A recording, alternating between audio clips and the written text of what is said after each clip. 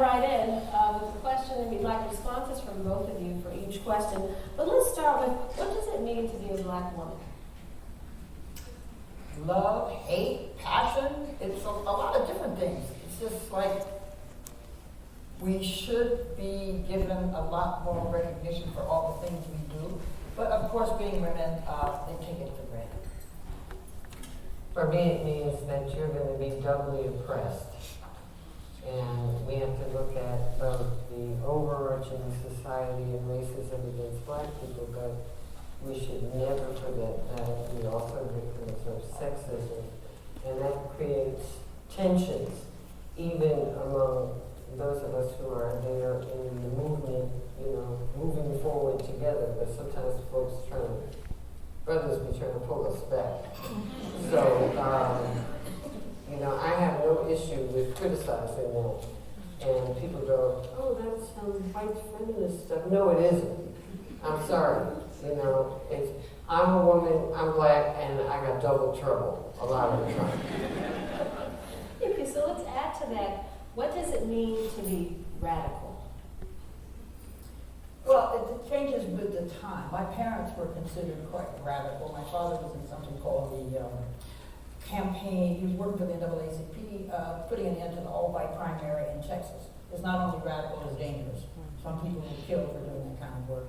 My mother was in an organization called Southern Negro Youth Congress, and she was also an activist, and she was also, what do you call it, like a child prodigy. She had a master's degree in math when she was 16 from the University of Michigan.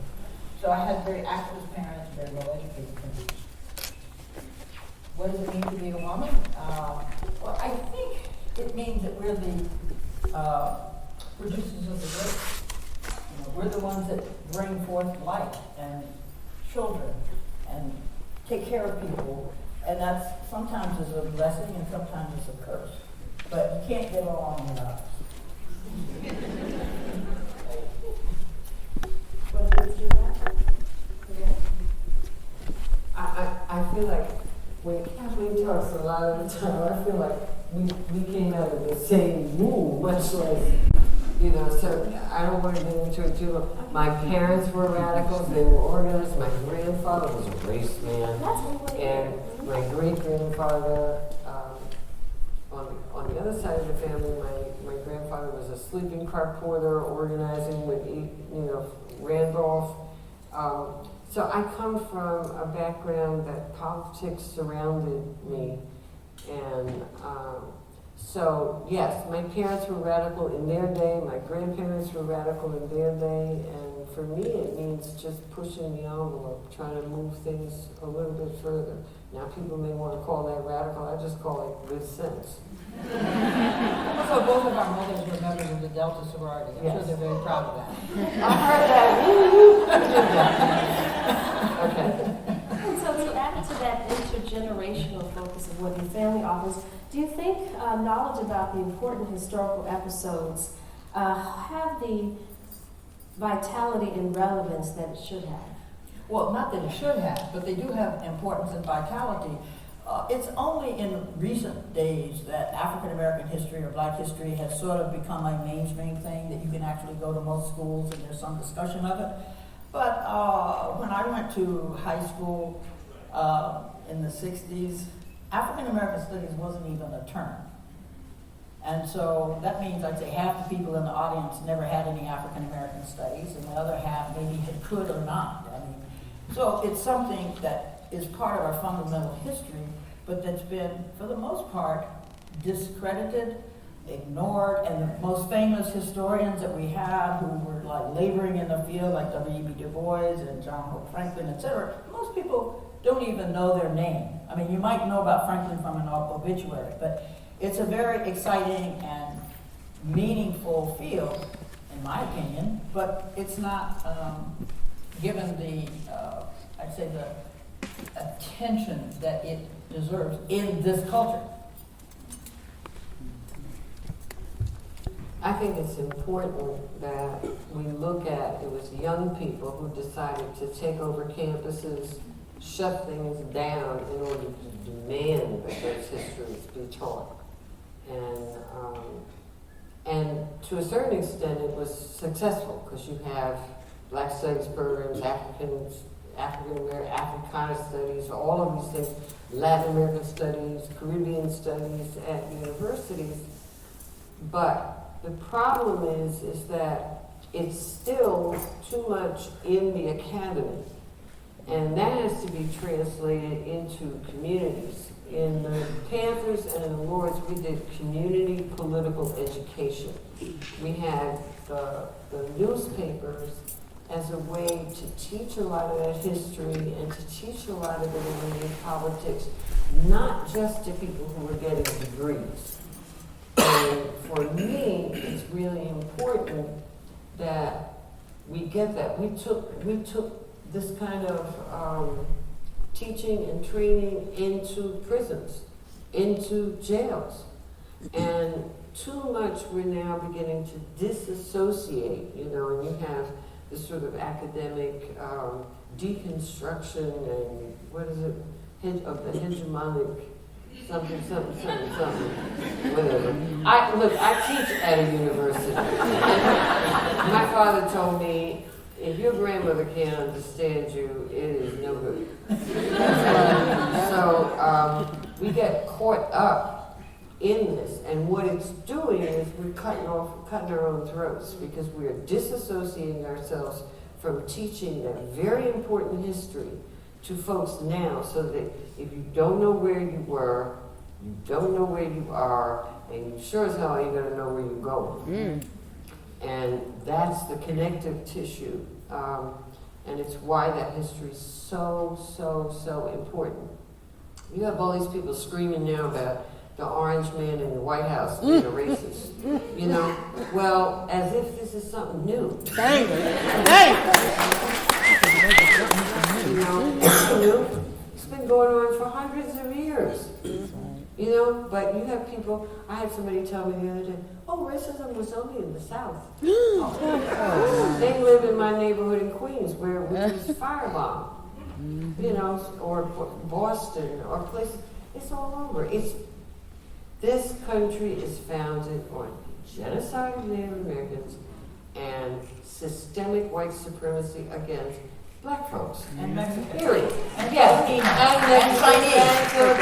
And Chinese and whatever. But ultimately, that's what our roots are, and we're not that far from those roots. So in addition to being faculty, you both teach. Is that why you blog?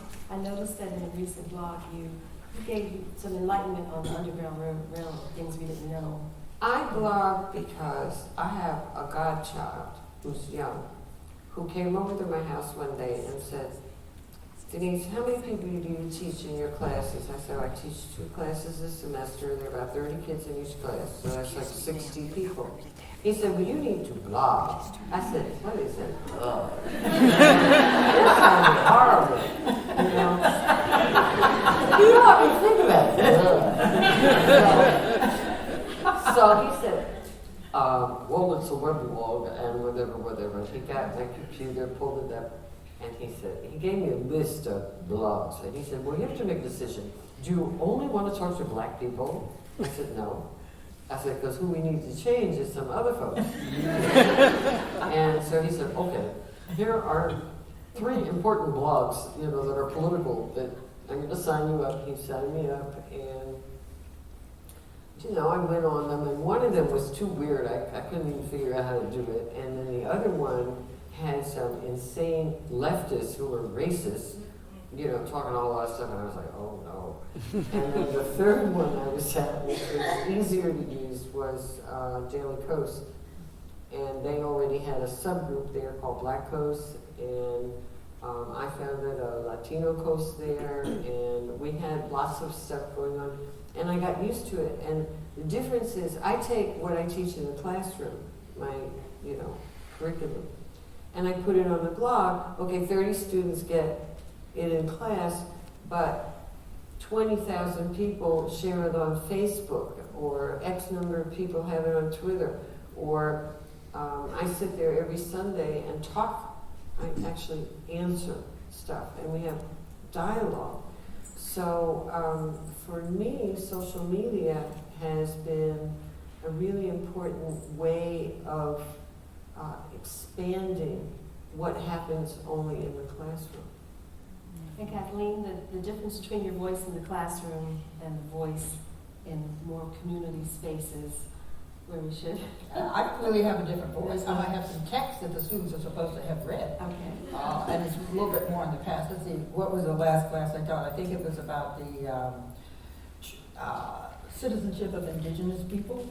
And then the next time I teach, I think we're going to look at Treaty of Guadalupe-Hidalgo, which people outside of California probably haven't heard. But that's how the United States got 1/3 of its land after a 2-month fight in Texas against Mexicans who knew that they couldn't win, and after 2 months of fighting, they signed a treaty and they got 1/3 of the property. And some of the property that the United States has acquired in that treaty is still disputed. I don't know if any of you have ever heard of Reyes Lopez Tiarina from New Mexico, who made a raid on the New Mexico courthouse because he said, all these land claims that you've been holding up and preventing people from getting their land, you have the documents in the courthouse. So he went to the courthouse to challenge it. He ended up getting arrested. Became a very well-known Latino or Mexican activist. How many people have ever heard the name Reyes Tiarina? Well, this is Pittsburgh. It's kind of far from California. Still, what I'm trying to get at is the ways in which America has consolidated its authority and power over land and over resources. Like currently the Keystone Pipeline, there's a lot of protest about it out in Canada because of the way that indigenous people feel and know it's going to ruin their water. So if you ruin the water that people used to live, what are you doing? You're poisoning them. So there's been months and months and months of protest. They finally shut down the protest, and I just read something about Trump approving Keystone Pipeline. So this struggle over resources has a lot to do with what's going on in race and economics in this country, but most people aren't taught anything about it. I try and get my students to know something about it, but it's a very small drop in a big, huge pot of racist exclusion and land control. Kathleen, you mentioned, we know that you clerked for A. Leon Higginbotham. Yes. I teach his book In the Matter of Color, very useful. Can you share a memory of that experience for us? Well, the first thing that comes to mind is how it's something amusing. First of all, for those of you who've never heard of Judge Higginbotham, he was 6'5", easily 250 pounds, and he had a deep voice. He was on the Third Circuit of the federal court in Pennsylvania, it's located in Philadelphia. And there were 4 clerks. A law clerk is a person who has a law degree, who works in the chambers of a judge, and he will give us some cases, and we'll read them, and we'll write memos. Or sometimes I was so excited I got to write a decision. It was about it was very, very simple. It's about a man and a bottle of liquor, right?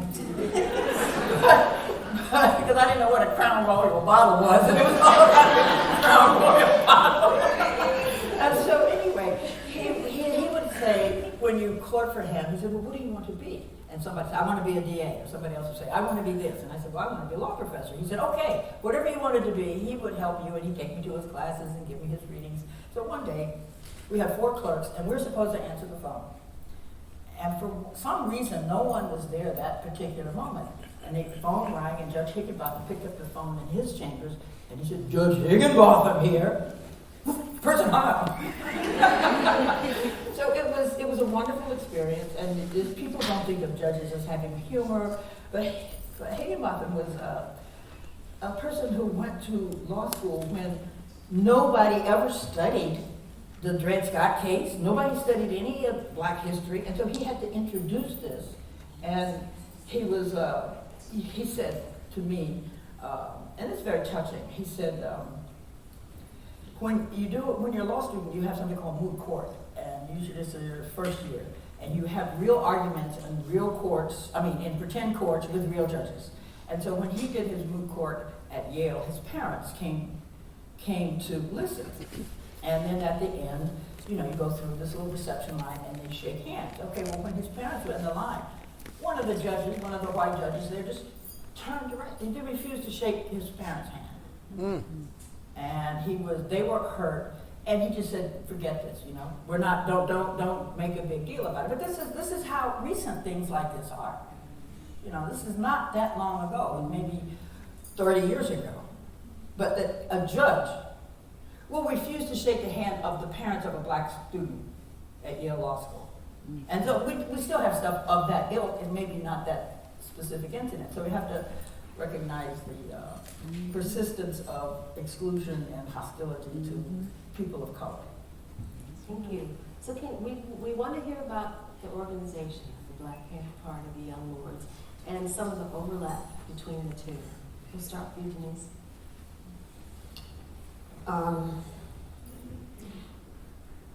Young people ask me a lot, oh, you all have these movements, and they act like that they were sort of full-blown from the head of Zeus. And no, seriously. And they seem to say, well, how come we can't do what you all did? And I said, there's nothing stopping you. Well, who funded you? Did you have a grant? And I'm like, no, the Ford Foundation was not funding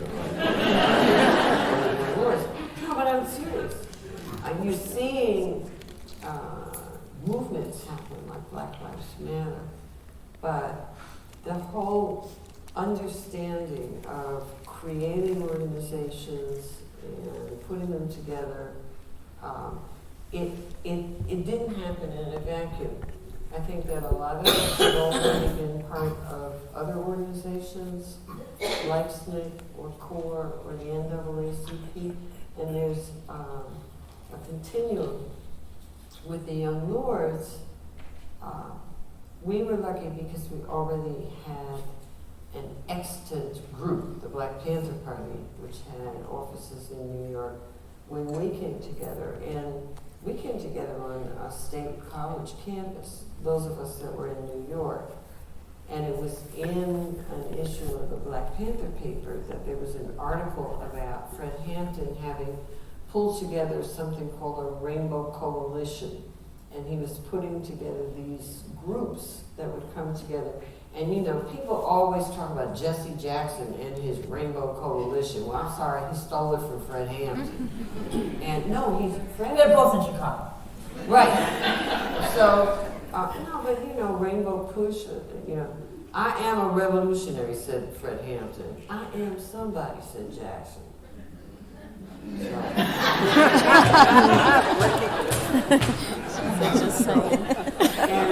And anyway, we came together. We read this article in the Panther paper about this Young Lords organization in Chicago, and there were a group of brothers and sisters, and this gets left out of the history. They talk the brothers who got in a car and went to Chicago and met with Cha-Cha and came back and started the organization, and they don't mention that there were a bunch of women involved on Old Westbury campus. The problem was there was this raggedy car, and this brother who couldn't drive well was driving into Chicago, and the sister said, we ain't going. So we didn't go.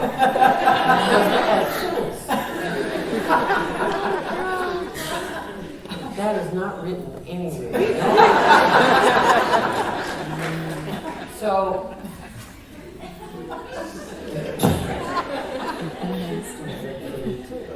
So they came back, and all of a sudden, this group of students from the Old Westbury campus were the New York Young Lords. That's it. That's how it got started. And then later, we realized that no, the Ford Foundation does not give you a grant, and you have to earn money. So just like the Panthers had already exhibited, they were earning money by selling the Panther paper. We put together, the Chicago Lords didn't have a paper, we put together the Palante paper, and that was one of my first contributions, because I had been an art student and an illustration student, so we worked on putting out paper, and we got on the streets and sold it, and Panthers were out there selling theirs. The Nation of Islam was standing on the other corner selling Muhammad Speaks or The Final Call. And that was essentially how we funded, developing an organization. Well, I came into the collapsed Black Panther Party. There had been a group called the Black Panther Party for Self-Defense. It was started in October of 1966. And I learned about them. I was in another organization called Student Nonviolent Coordinating Committee. And I learned about the organization from a scroll Stokely Carmichael, who at that point was the chairman of SNCC, had been given in California. And the scroll proclaimed that he was the Minister of Defense, or he was the something, west of the Mississippi, east of the Mississippi. So they had abducted him into the Black Panther Party, which had about 5, maybe 10 members. I'm not sure how many, because I hadn't been out there yet. But they had 2 leaders, Huey Newton and Bobby Seale. And Huey was a law student, and Bobby Seale was a veteran, and they met at Merritt College. They had created this organization that patrolled the police and that had created a 10-point programming platform based very similarly to the Nation of Islam, but they had different points. But there's still the 10 points what we want, 10 points what we believe. And the first point was we want power to determine the destiny of our own community. Point 7 is we want an immediate end to police brutality and violence against Black people. Now, the whole time I was in the Black Panther Party, that's about the only point that they were working on. Because once you challenge police brutality, you end up in a sort of a cycle where you keep getting more problems. So the first problem I realized, I wasn't in the Black Panther Party. Stokely brought this information, but we heard about the shooting of Huey Newton. Eldridge Cleaver was an underground member, underground because he was an ex-convict, and you're not supposed to associate with people. You're not supposed to have any weapons, and you're definitely not supposed to be in an organization that's an armed organization called the Black Panther Party for Self-Defense and goes around carrying openly carrying weapons. So he was a member, but since he was a parolee, he was a secret member. However, by the time I met him and we fell in love and I ended up moving out to California, by that time, Huey Newton had been put in jail, was facing the death penalty on a shootout with Oakland police in which one of them got killed, one of them got wounded. Huey was wounded and didn't know until the trial that there was somebody else with Huey who had disappeared. So we found out at trial that there was actually a witness to this that nobody knew about. The decision to go out to California was based, essentially, Eldridge and I had fallen in love. He lived in California, I lived in Atlanta, and he was denied permission to travel after having come out to Nashville for a SNCC conference, which ended up with a riot. The riot had nothing to do with the conference. It had to do with the police saying, if Stokely Carmichael comes to Tennessee, there's going to be violence, so he should be barred. And the state legislature told these organizations, you can't bring Stokely Carmichael, and the school, Fisk University, said, well, you can't have your conference. So we ended up having a conference, but before the conference even started, there was a riot. Why? Because the police started the riot. That's going to happen when Stokely Carmichael comes, but it happened before. So we were in this, you call it dynamic, in which there was a lot of hostility, anger, and accusations of violence, and real violence. And it's all during the era of Vietnam, in which the tensions of young men who have to go off to war generated an attitude that you may not be familiar with. And that attitude was, well, if I have to die, why should I go all the way to Vietnam and die in the rice paddy? I'll just stay here and fight for Black freedom. So the Black Panther Party captured a lot of people, both young veterans and also teenagers who didn't want to go to Vietnam, and we were part of a moment in the history of this country in which the government was divided, the society was divided. Vietnam divided this whole country. There were people who were for it and people who were against it, and people who left the country, particularly mothers of young men. They're very much against the Vietnam War. They didn't want their sons to die. So that generated a very dramatic and dynamic and energetic organization at that time that I became a part of. I was 21, I think, when I went out there. And so it was very exciting. It was, most of the people were younger. And one person said to me, well, Kathleen, you're 21, you could be a leader. She was 17. so the vitality of it and the dramaticness of it and the significance. The significance is that Black men are being killed. So in California, you're entitled to carry weapons. It's not a problem until the Black Panther Party organized around that right. So then the law was changed. I know some of you are familiar with this. You do something that's legal, but then guess what? You get the rug pulled out under you so you can't do it. They stopped carrying weapons. They didn't stop being revolutionaries.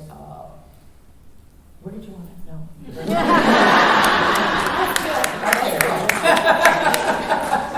So the next question, in one interview, Denise, a radio host described you as a progressive rock star, which I think applies to both of you. So I don't want to overhype the rock star terminology, but I would like to, for you to tell They didn't us. say R&B.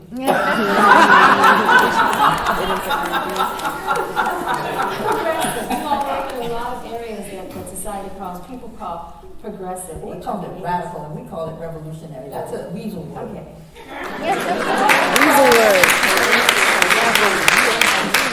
Radical revolutionary. I still like the rock star. I thought that made for a good question for the audience. But what I'd like to know is, tell us what you want future generations to learn from your models of activism, and drop us this one morsel of wisdom that we can take out of the room and think about for the next month. One more? You know you got two people here who are not going to just say one We have thing. 15 to 20 minutes left, Oh, and okay. we have time. So reframe your question. What exactly do you want us to say? Tell us what you want the future generations to learn from your model of activism. Well, first of all, it's very significant that you resist oppression, resist racism, resist exploitation of women. Denise and I learned that from our parents, so this is not a mystery. We know you're supposed to resist. The question is, which organization, which pattern, how do you get there? I remember when I was in high school, I saw the girls down in Albany, Georgia, protesting segregation and getting arrested and going to jail in paddy wagon singing. And I said, wow, look at that, that's so amazing. I want to do that. Well, I was in boarding school in Pennsylvania. I couldn't get to Albany, but I wanted to be in that movement. I wanted to be with those girls, and eventually I was able to get to Georgia and Atlanta and be part of SNCC. And I think there were thousands of young people who had the same feelings. All of us didn't manage to get into that organization, but SNCC was very popular. All kinds of organizations around the country were popular. I know when the Black Panther Party came into existence in the West Coast, so many people were excited about it. They couldn't actually get to the West Coast, but they started their own. For example, Bobby Rush, who had started one of the 3 Black Panther parties in Chicago, said, well, we knew that Bobby Seale was coming to visit, and our party, had the presence of mind to put a phone in our office. So when Bobby Seale came to Chicago, we could hand him a card and say, we're the Black Panther Party of Chicago, and this is our phone number.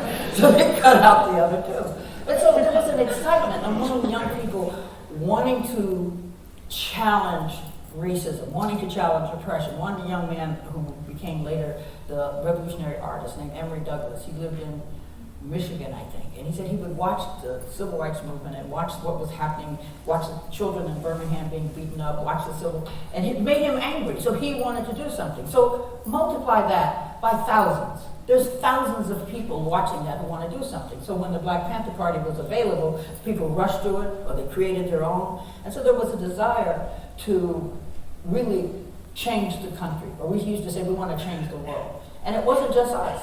This was happening in Vietnam. This was happening in South America. This was happening in the islands. This was happening in France. It was happening in Germany. It was happening in Japan. It was an uprising around the world for liberation. And we were part of it. What I would say, for me, what is key, in 1964, I was a member of a group of white activists, actually in New York, and they told me, this black woman is coming to New York and we're supposed to drive her around. Could you come? And I was like, yeah, okay. Yeah, I can talk to black women. She's going south. Yeah, I can talk to black people from south. And so I met this woman. Her name was Mrs. Fannie Lou Hayward, and founder of the Mississippi Freedom Democratic Party. And what really hurts me is I bring her name up to my students who are college students, and not one of them has ever heard their name. Not one.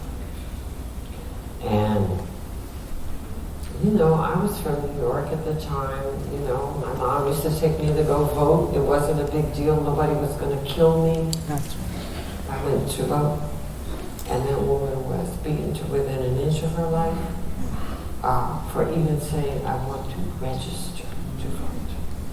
She was a sharecropper, and yet she founded a political party. So what upsets me now, and what I would say to those of you who are younger, I have heard people stand and telling young folks, don't vote.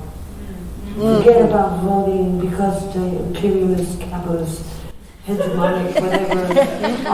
Voting means nothing and will get you nowhere. Then how come white racists don't want us to vote? That's right.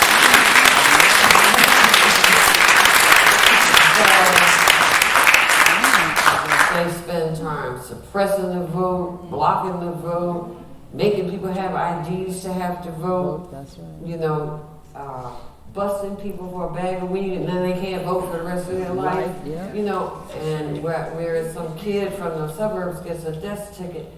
So for me, what is foundational, if I would say to you, find out how come 2.5 million black men cannot vote in this country. Right. What are you doing about that?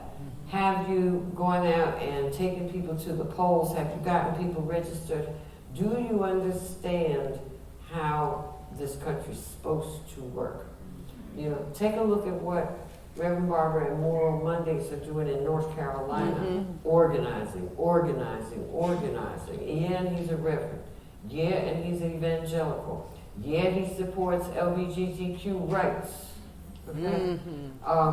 So there are a lot of things going on, but for me, the one thing I would say is vote.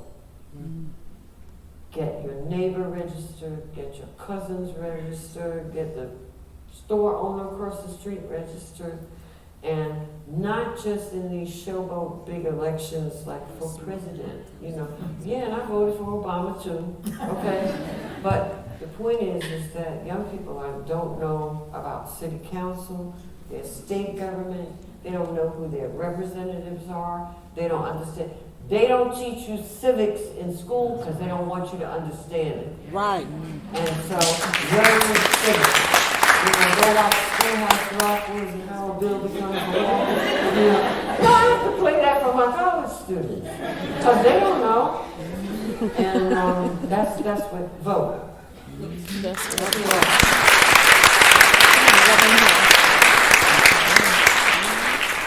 So in African studies, I have this thing called dutiful survey. When you have time on your hands, you're taking a rest, what classic text about revolution and radicalism do you go back to get off your shelf to reread to see how that speaks to what you're going through in this decade or this era? What do you read and what should we read? Well, I don't know what you should read. As a I'll tell you what recommendation I like history, and I taught one class is called Women, Law, and the Black Freedom Movement, and I teach another class, it's a law class called The Law of Citizenship and Race. And I'm not going to recommend any of the Law of Citizenship and Race books for you because that might not be interesting. But in the Women, Law, and the Black Freedom Movement, one of my favorite books is Incidents in the Life of a Slave Girl, which is written by Harriet Jacobs. And this book, for 100 years, it was believed that it was written by a particular white novelist, whose name I can't remember, who edited it, who helped Harriet Jacobs edit the book. That's all this woman ever did, and that's all she claims to do. But the publishing world could not believe such a brilliant and captivating book was written by this very young African-American woman who was enslaved. So I happen to like that book, and I've taught it many times, and I read it over and over because the sparkle of this energy of this teenager who is challenging this, a weird, ugly, decrepit old beast who is her owner. But her parents had raised her so that she didn't think she was a slave. In fact, her grandmother had run away and had come back. And so that's what I read. And other things, let's see, Du Bois, you must read W.E. Du Bois. Souls of Black Folk. If you've never read it, it's very, very, very short. What else do I like to read? Well, I like to read James Baldwin. There's a movie about him now, and so this will reinvigorate I am interest not in a Baldwin. Negro. Some of his writing, but I read Baldwin in high school. Nobody Knows My Name, and what was the other book that came out at the same time? There was another one. He had two books that came out. Essays, collection of essays. The Fire Next Time. That was it. Well, no, they're all. Anyway, Baldwin is brilliant. He's clear. You cannot mistake what he means. There is no obfuscation. It's direct. It's to the point. It's well balanced. I don't want to say it's immortal, but it'll last for a long time. And it's written at a time when very few assertive Black literature was out there. And now, actually, there's a movie about Baldwin and his work. So I am not your Negro. So what I think is also more important than actually being in groups, being in collectives, making comrades, making friends in the process of challenging some form of injustice. And it doesn't have to be that complicated, but that's how you begin engaging with being a person who pays attention and is able to change things. And the more people you can get to do that, and then you can read, and then you can expand, you can dislodge some of the apathy and some of the exploitation and racism, at least dislodge acceptance of it. I read a lot, but not all academic texts. And there's some, I agree with Kathleen completely, Du Bois, and Baldwin. But I have been exploring, I teach a course on women of the Caribbean, so I have been expanding, and Caribbean can be from New York City or Tampa or New Orleans, as well as from San Juan or from Port-au-Prince or from places like Martinique or Brazil. So expanding, and we do the story of Mary Prince, and who no, slave. She was enslaved in the Caribbean, and it's one of the only existing narratives from there. But I have been pushing my students to do reading of people like Octavia Butler and Jamaica Kincaid and some of the Black women authors in particular who tend to get short shrift, and also to not just read. Sometimes novelists have a better grip on history than even historians because they're able to illustrate things in a way that cuts to the heart. And particularly in narratives about enslavement or certain historical things when they're put in fictional works, which are really not fiction. And so I try to get, a lot of my students are very serious and like, read a novel? That's not serious. And I'm like, yeah, it's pretty serious. You know? So, and poetry. Because poetry is a way of kind of taking your pants down in public. Poetry, it is. Say Poetry, it. you're ripping off layers, and it's getting to the nerve endings, and can be so powerful. You know, so if we must die. Remember that poem that we had to learn? You know, pinned to the wall and fighting back. I mean, you know, there's stuff there. So, and we, in the Lords, we had a poem that became us, Pedro Piedre's Puerto Rican obituary. They work, they were always on time, you know, and they all died owing, and they all died knowing, and Juan, Miguel, Milagros. And it ends with understanding that negrito means love. And it is a powerful, if you've never read Puerto Rican obituary, look it up and read it.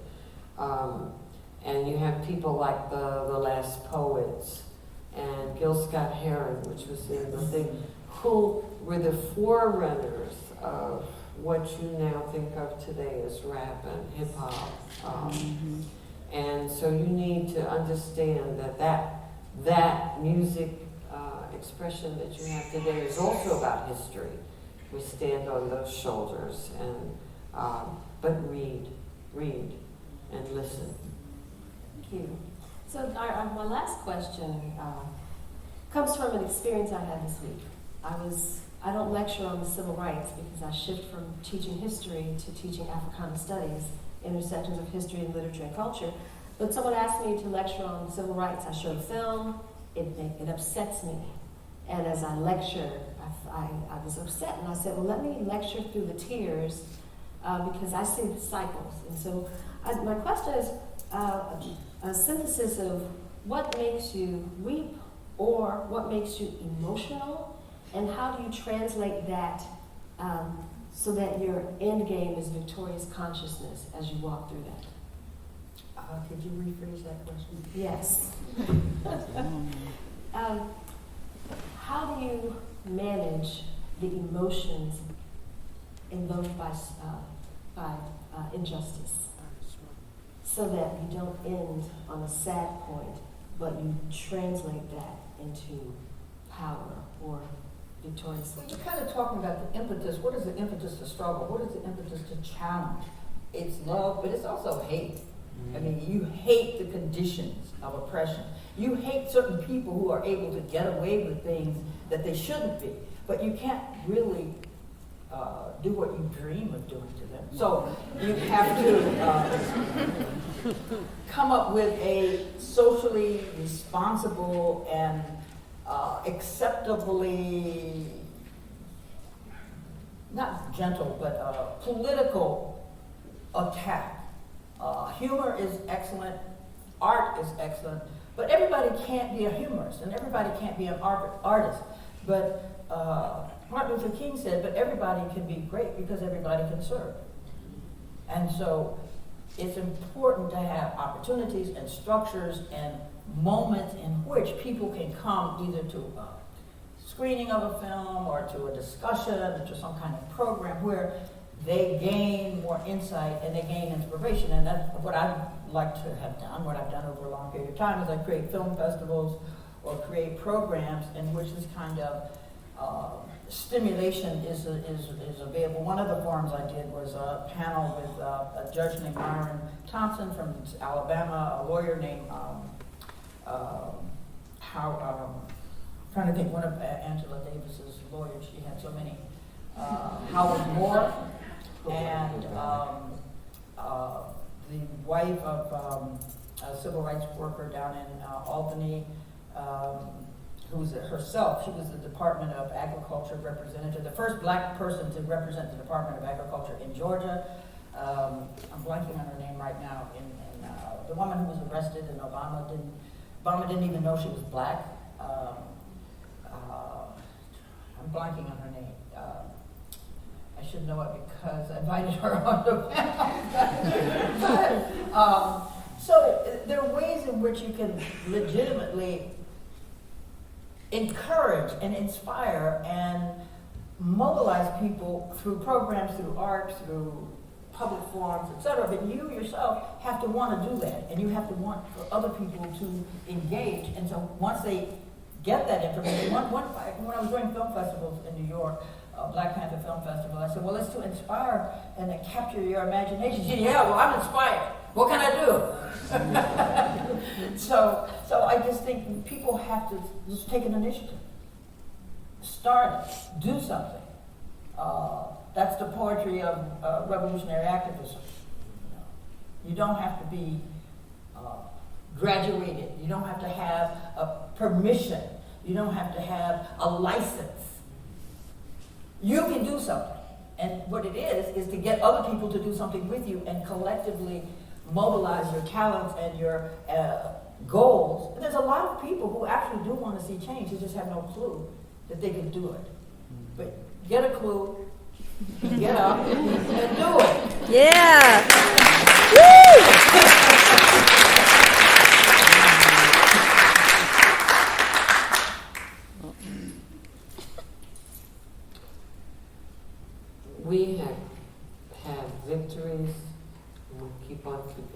we've also had a lot of pain. And A lot of death. yeah, people being murdered and tortured and set up and a Buried lot out of of the prisons. yeah, a lot of loss. And when you look at that and you look at the implications, Fanon talks a lot about the mental, and my students don't know who that is either. Now, I have a long list of people you don't know who they are. And you all got smartphones, but you don't know how to use them smartphones. Okay? But I used to think after about 10 years of disciplines, the Lords and the Panthers, looking back on the effect it had on a lot of our comrade brothers and sisters, I used to call it post-revolutionary stress disorder. And began to think about a lot about how you continue to struggle without burnout and the things that refresh you. Music does it for me. There's certain kinds of music that I listen to, and not hip hop either. No, I'm old. I listen to Sweet Honey in the Rock, Nina Simone, and people like that. You know, Ella Fitzgerald and whatever. Y'all can listen to that other stuff. You know, my students taught me to listen to Beyonce. Well, she took Lemonade from Julie Dash's Daughters of the Dust. Yes, she did. And oh, that's good, because y'all didn't see Daughters of the Dust, but you see music. So the point for me has been, what do we need to do to continue to heal and to refresh ourselves? For me, it has been developing a Black spirituality, and I grew up in a very sort of Marxist, communist, religion is anathema and the opiate of the masses and all that other kind of stuff. And so I threw spiritual healing out, it's like throwing the baby out with the bathwater. So it was years later, I had to begin to revisit a lot of that. And so I got initiated as a priestess of Jemaja. And I have no conflict between that and my radical revolutionary politics. And some people find that to be odd. They don't understand it. But I happen to like belief systems that have powerful deity figures that are female. That it ain't just an old dude with a beard sitting up there and whatever. Because I don't buy that. And we have to have both elements. And so that has been very helpful for me. And I find that we don't get the opportunity to have that taught. And so I have been doing that as well, And I'm not off the deep end with this. I'm not going around, mumbo jumbo and stuff. I'm not. But I think it's important that we understand the role of spirituality in our community, no matter what vehicle it comes through, to keep us going and sustain us so that we don't all just slit our throats because this place is insane. And there's a more insane person sitting in the White House right now. The Orange Menace. It's like, and people keep telling me I should forgive those people that voted for Trump. I don't think so. And it was economic insecurity. I don't think so. It was just plain old-fashioned racism.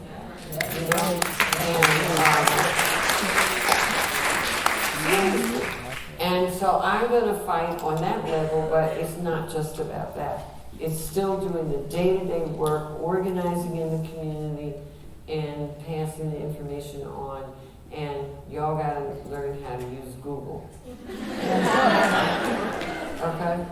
Thank you very much. So we have 15 minutes for a Q&A. And we will But wait a minute. Are we allowed Where are to they going to have see it in their Yeah, seats? for Mike. Yeah, we can't really see people that well. It's like I would love to see the faces of people. Maybe we get some light.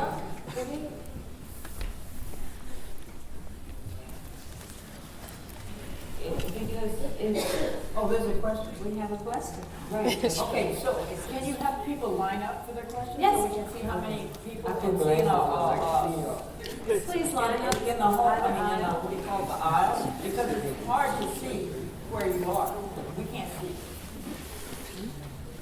Ms. Oliver-Velez, you used the term negritude, and I'm imagining that many people in the I didn't audience. use the No, we term don't use that negritude. term. Because it was at the end of the. No. Negrito means love. I was Negrito means I love. apologize. It's Spanish. Negrito. Negrito and negrita means love. Calling someone black is a term of endearment as opposed to a racial epithet. There's racism in the Puerto Rican community and Cuban community and American community that a lot of people don't want to deal with.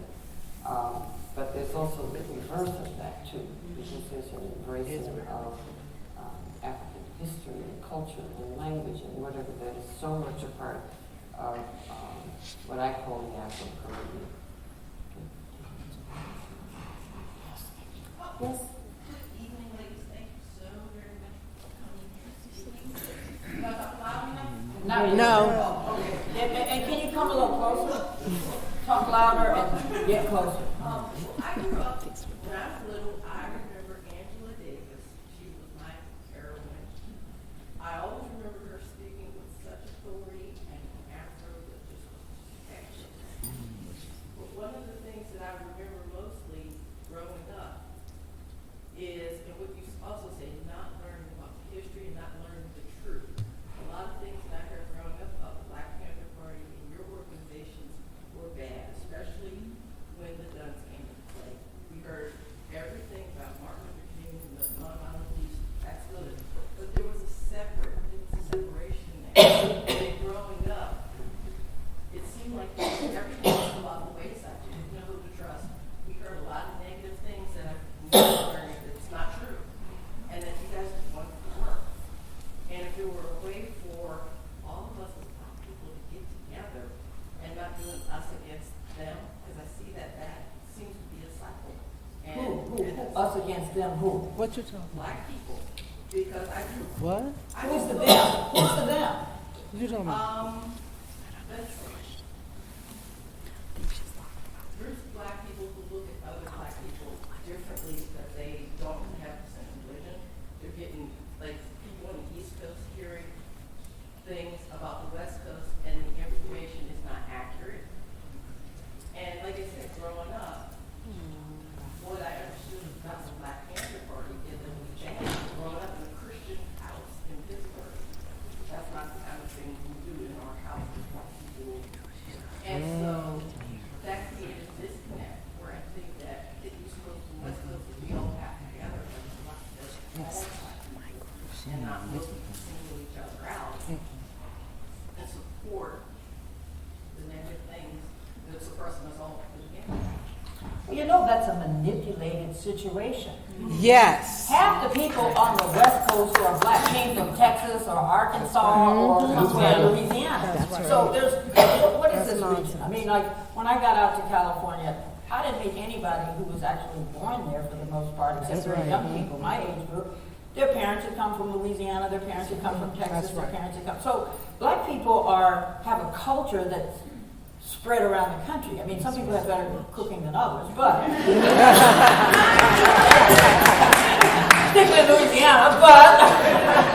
But what I hear from you is an indoctrination that's generated by people who want black people to be subservient, black people to be economically non-competitive, and black people to represent what they have already decided is inferiority. But none of that's coming from us. It's coming from external.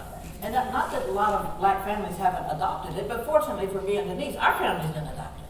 So we didn't have to struggle with repudiating negative impressions of black people. So, but most black people are conditioned to be, what's the right word?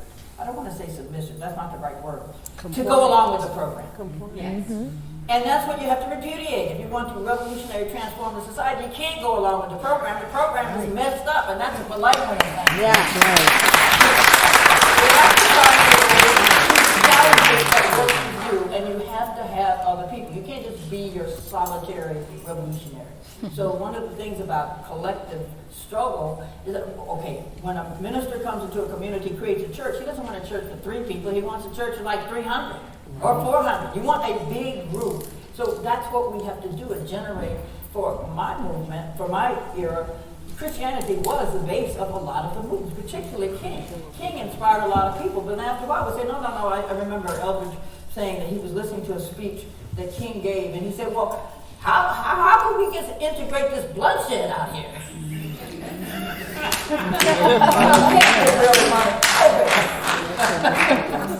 So we have to listen to our voices, support our young people, and acknowledge that the struggle that black people have had to endure begins on a damn slave ship. Pardon my French. That's right. And the slave ship mindset is still in this country. I can't believe it. Somehow or other, if you're from Africa, or you're descendant from Africans, or you're brown or something, how in the world is that supposed to make you inferior? If we're so inferior, how come we spend all this money to come bring us over here? Give me a break.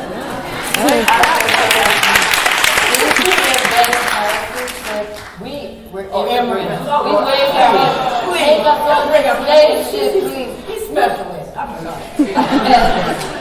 You know, no, I have students who came into my classroom and they told me that there's a history professor on my campus teaching that it was immigration from Africa. You know, so you need to check out what's being taught. The other thing that they teach you asked about being scared of panthers and guns.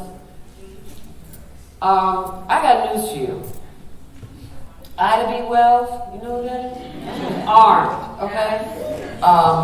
Martin Luther King, when Baird Rustin met him, Martin Luther King was sitting in a room full of guns, okay? In Alabama. And a whole lot of things that they were able to nice and peacefully demonstrate for, you know, passive resistance. There were deacons for the defense of justice, armed, surrounding those areas that had to. How many of you know who deacons for the defense were? Very few of you. Go look it up. Google it. And they were deacons. They're deacons of a church. And they created armed defense units for civil rights people. And they were in the South. They were in Louisiana. My uncles, right. Well, I met Rap. Rap taught me. Rap Brown taught me about the deacons. But my great uncles were all armed. Southern black men, because they used to go hunting.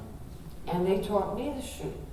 And so I understand how the Panthers were viewed as, you know, armed. But you see how fast those NRA types in California, that always tickles me.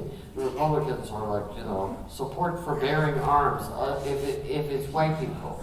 Right. And no sooner than Panthers were running around the West Coast, the law. they changed the law and put in gun control under Ronald Reagan. Right? What was it, the Mumford bill. Yeah. Right. And that's how most people actually learned about the Black Panther Party, because a delegation from Oakland went up to Sacramento where this bill was being debated, and no one had ever been to the state capitol in Sacramento. So you send a delegation of 22 Black Panthers, men and women, all carrying weapons, which is legal, and they want to go observe in the state capitol. They held a press conference out on the state, on the grounds about who the Black Panthers were and why they didn't want this law passed that would disarm them, et cetera, et cetera. Then they wanted to go in and observe the legislators at work. But no one had ever been to the state capitol. So they actually didn't know where to go. And so they asked the reporters. Now, imagine this. You're a white reporter, you're covering the state capitol. First of all, what we didn't know, they have 6 policemen that cover the state capitol. But there's 22 Panthers there with guns. So those policemen were very, very, very not visible. And so they asked the reporter, well, where do you go to observe they figured there must be a gallery where you will go in and you can sit and watch the legislature. They were so stunned seeing these delegation of armed black men and women. There. They pointed them straight onto the floor of the state legislature. Where they walk in. Oh my goodness, they started ducking under the table. It was pandemonium. But they didn't know. They didn't go to intimidate them. They went to observe. Anyway, that's the first story about the Black Panther Party that hit the news. You know. And so, because that was what hit the news, a lot of people found that image of Black Panthers appealing. Thank you for your question. And we just have time for the people standing there, so be as concise as you can. Yes. For both of you women in your positions of leadership within your respective parties, did the issues that plague women, especially women of color, did they hinder your ability to lead in any way? Were the brothers of both parties, were they uplifting their women? I mean, were there any hurdles that prevented you from doing the work of the parties, or was that not an issue? Well, for me, it's not about uplifting their women. But I'm serious. That's right. And we had to struggle. The Young Lords was probably one of the first organizations of that time that issued a clear position paper on women, changed the program and the platform of the organization, mandated that half of the articles in the newspaper had to be written by women or about women's things, and focused, and that was not without struggle. There were problems, but we persisted. And we made demands. And interestingly enough, one of the reasons that we were able to do that was a lot of the young brothers, much younger. You remember the age thing that you were talking about? We had young brothers who were like 15. 13 even. And we had one full lord who was 12. And then there was us older people, you know, like I was like 21, you know. So the young brothers looked up to us older women, you know, who were 21, like they were our little brothers, and they backed us up when we had to back down some of the brothers. You can't have an organization that doesn't have the contradictions that you have in the regular society. There are all those issues, but the women and the Young Lords stayed strong and faced discipline, and I'm talking about physical discipline for staying strong. And then out of the Women's Caucus that we had founded, we also then developed Lesbian and Gay Caucus, and that was pushed back on there too. So I would say that needs to be examined more. We need to talk about that. The original images that were put out there of the brothers in the black leather jackets, Kathleen, how many? There were more than half of the Panthers at one point in time were women. Well, the number increased as the men began to get more and more of them were arrested. And fewer women were arrested, and then people were coming to the party. There's a chapter in a book by Mumia Abu-Jamal. The book is called We Want Freedom. Well, one of the chapters is called A Women's Party. And the person who, Frankie wrote it. It's basically women ran the Black Panther Party. But people don't see that. No, because the women don't want you to see that particularly. You know, if you're doing all this work and you're going here and you're challenged this, so forth and so on, it's fine. When there's a press conference, people who are leadership, they can go hold a press conference. It looks like it's predominantly male, but it's not. It really isn't. It got to the point where there are actually more women than men in the Black Panther Party. But you wouldn't know that. That's what I'm trying to say. The reality, the social reality, and the practical work that's happening is not what's in the news. What's in the news usually is something to make you believe highly negative things and not even want to have anything to do with these people because they're portrayed in such a negative way. We have one more question or no more questions? One more. So we're going to take one more question, but we ask that you all find your way to our guest in the hall. Thank you. A lot of pressure. I wanted to ask you guys, I think in 2006 or 2007, George W. Bush increased the reward on a shot of Shakur to $1 million. No, it'd have to come out of New Jersey. I think it was a federal, well, it was increased to $1 million. Mm-hmm. I think that was the governor of New Jersey to do that, something like that. I was curious to like what your reaction was to that, and I wanted to see if you guys would be able to speak on the relationship between Cuba and the revolution and how your when you say the revolution, you mean theirs or ours? Ours. So that relationship, kind of what your views were on Cuba as you guys were in your respective parties, and how that may or may not have changed through the years. Did you get to know something? Did I know? Yeah, I remember she was a community worker who was Joanne Chestermark at the time. It is too complicated to explore how I feel about Cuba. We were sort of raised to deal with Cuba as the revolution and whatever. We learned, when we were in Congo, we learned a lot of other perspectives on Cuba. Che having fought there at the time, the pressure that the Russians put on Fidel to pull Che out of the Congo.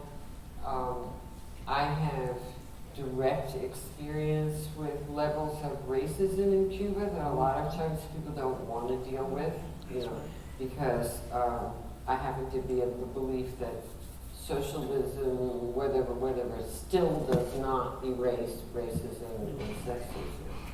And that's my perspective on things. So that I have positive things to say about Cuba, but I also have very strong critiques of things Cuban as well. So it's not a one-sided, it's not just put posters up on the wall and applaud. I applaud them particularly as a medical anthropologist and somebody who's done a lot of AIDS work.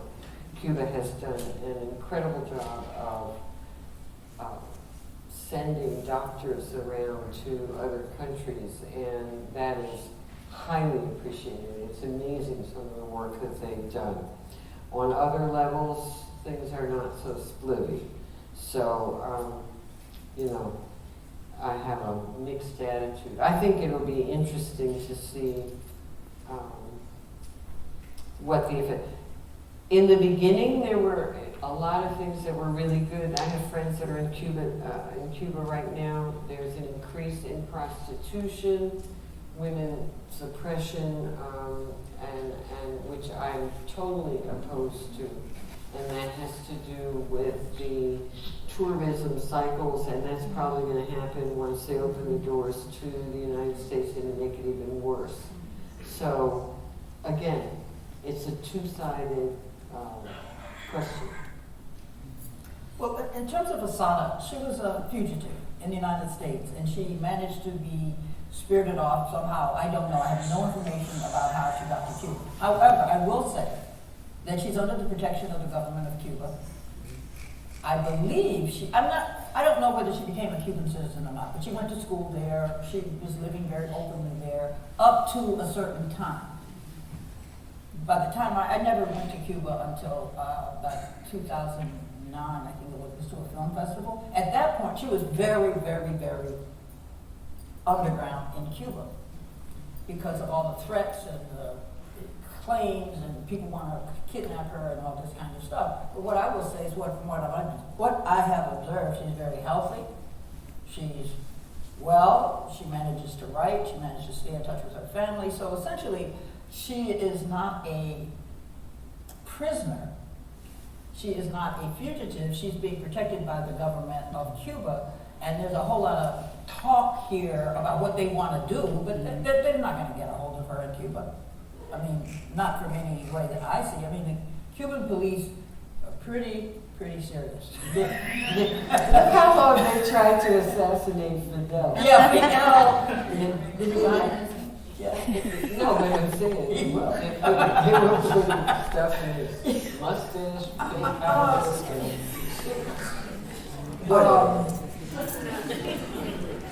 It's one of the contradictions of this culture, you know, that in order to be free, you have to go and be hidden and governed by a government that's an enemy of the United States to live. Well, it's good to be alive, but Assata is brave. Assata was a revolutionary. Assata was a member of the Black Panther Party and probably some other groups. And I think the recognition of who she is and what's important about her, they do everything they can to make. Wait a minute. How many people in this room know the name Assata Shakur? I do. All right. Okay. But what I will say is that is not exactly what you want to do with your life. Is be a prisoner or a fugitive or a person in hiding. She went to school there. She's done a lot of things there, but still, you don't have the fullness of life. And so New Jersey keeps re-upping the amount of money that's bounty for her, hoping that somebody will take the bounty and go kidnap her. That's what the hope is. Well, hasn't worked yet. We have come to the end of our session, and I'd like to thank Kathleen